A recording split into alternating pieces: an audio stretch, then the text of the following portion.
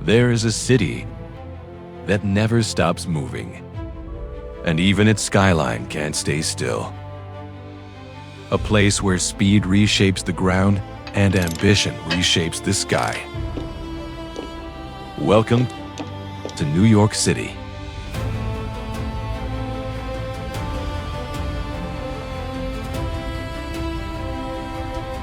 A city expanding in every direction. Horizontally across boroughs, vertically into the sky. Buildings grow taller.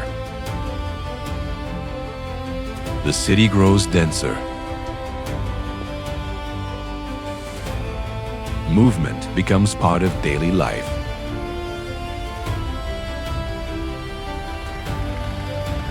Streets carry the weight. Sidewalks absorb the pace. Crowds fill every gap.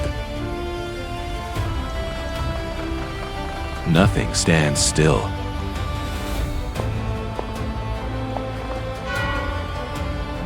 This is how the city carries itself every day.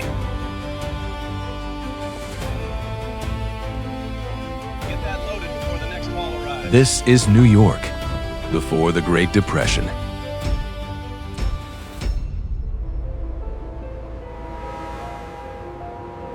At the center of it all, Manhattan sets the pace.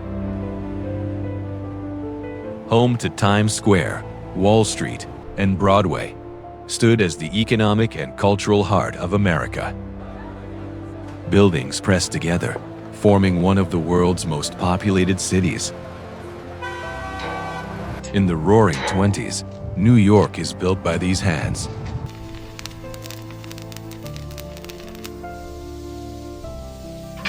From steel and stone, a new look emerges. Art Deco.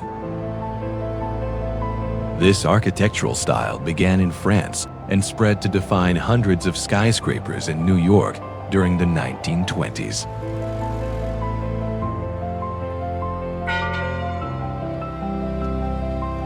Much obliged, sir. 2 cents.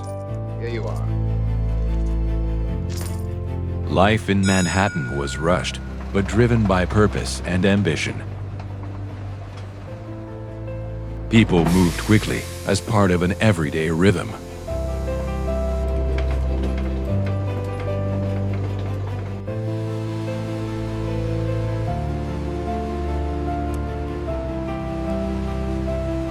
Wall Street in Lower Manhattan was still a narrow financial street, powerful, but not yet the symbol it would become.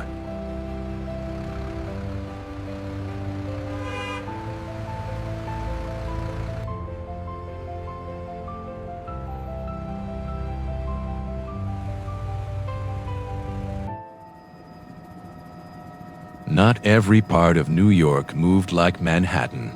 Some places breathed at a slower pace. Brooklyn and the Bronx were shaped by factories, rail lines, and working neighborhoods. Here, the city felt broader, less vertical, and more grounded. Brooklyn was New York City's most populous borough, with dense residential districts supporting a large working population.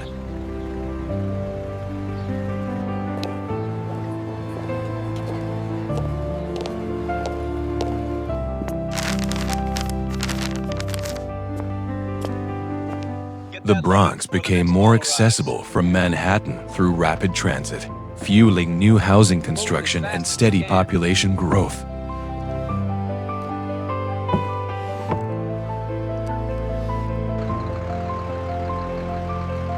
Queens stretched outward, quieter and more open than the island to the west. Homes replaced towers, and distance softened the city's pace. Queens was also the largest borough by land area, defined by low-rise housing and open space.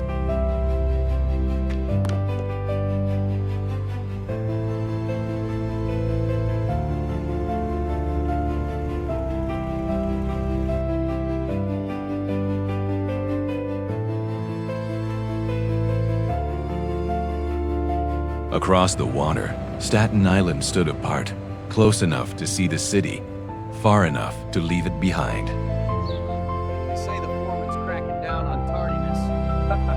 He can try. We're already working too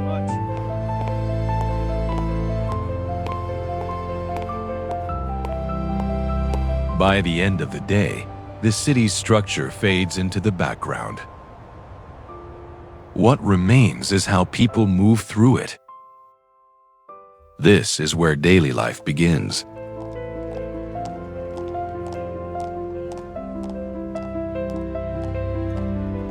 As work ends, the city grows denser. Streets fill, sidewalks narrow. Rush hour brings the city together.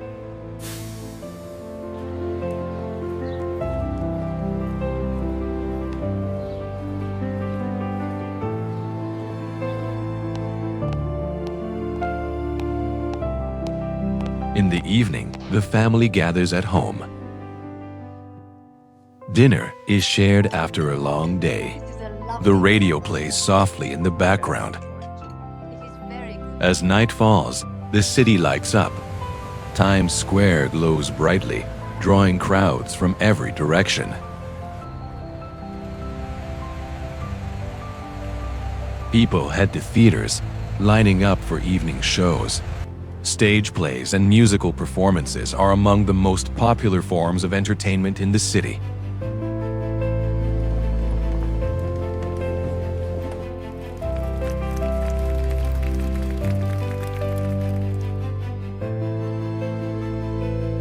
As the evening winds down, the city begins to quiet. Some parties continue late into the night. Most have already ended. Across New York, lights begin to go out, revealing different lives beneath the same city. At this hour, night is not an ending. It is a pause meant to prepare for another bright day. Or at least, that is what people here expect.